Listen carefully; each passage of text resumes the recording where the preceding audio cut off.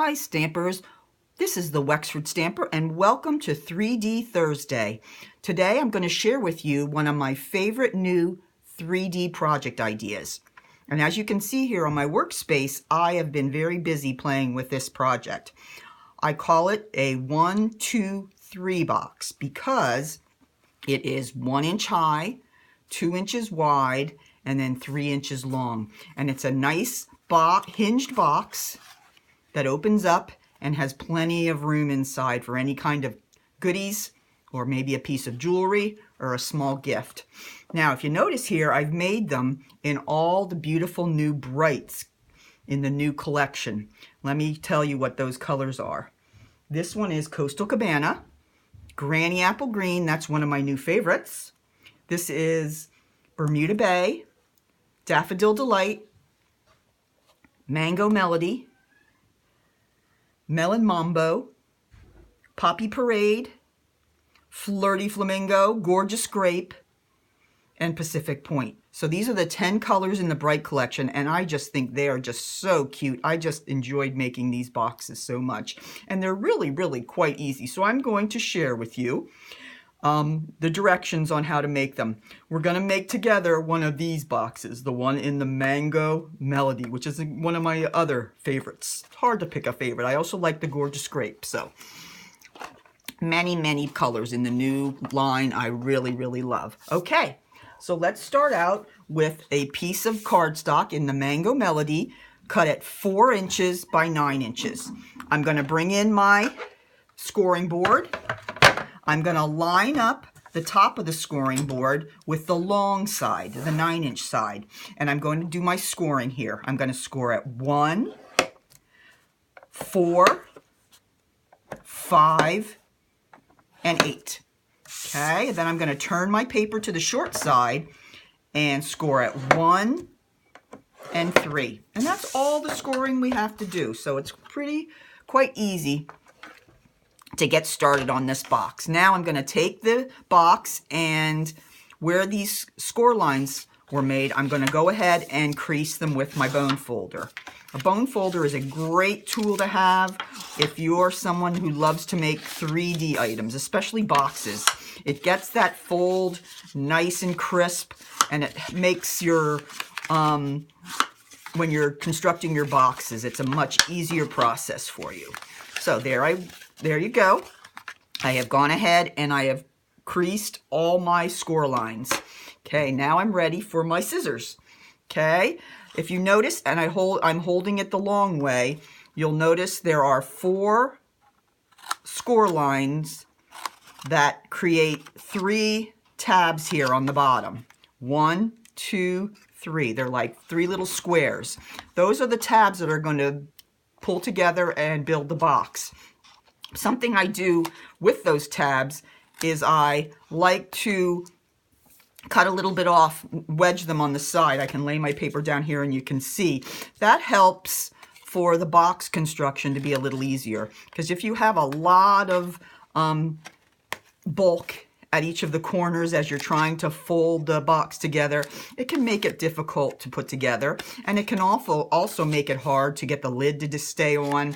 So it really helps if you take the time and do the wedging on all these tabs. Now remember, the tabs are the square flaps. Okay, those are the ones that are going to go behind the sides of the box and won't be seen. You want to make sure that you leave the long rectangular flaps the way they are, because those are going to be the sides. All right, well, I've finished my cutting, and you can see how it looks like. There's your template, all finished. Okay, now all I need to do is put it together. So what I'm going to do is I've turned it so that the inside of the box is against my work surface. And then I'm going to go and I'm going to put a little bit of my fast fuse on each of the flaps. Now you can use whatever kind of adhesive you like. There's also tear and tape, which is something that's very, very strong. You want to make sure it's something stronger than a regular snail, because if you're going to put something in it, it's going to be a little heavy and it will need to be held together a little better. So now I'm taking those end flaps and I'm folding them behind this side of the box, and I'm lining up the edge of the side with that fold. I'm going to do that with all 6 of the tabs. Okay, the first 4 tabs make the bottom of the box. Okay, now I'm going to fold together these front 2. And since it's a box that is all one piece, you're not going to have any back flaps for your lid, and it's just going to fold very easily down and together. So there's your box, how easily that can be done. All right, now let's do the stamping that we need for the top of our box. And to do that, we're going to use the Pop of Petals stamp set. And what's so cool about this stamp set is it comes with a punch. And the punch allows you to punch out all these different images. And there's even one that's a little butterfly. But then there's 5 that are little flowers. Okay, I'm going to choose this flower here to use for my box. Let me show you the whole selection here in the catalog. On page 47, it has the Pop of Petals Bundle.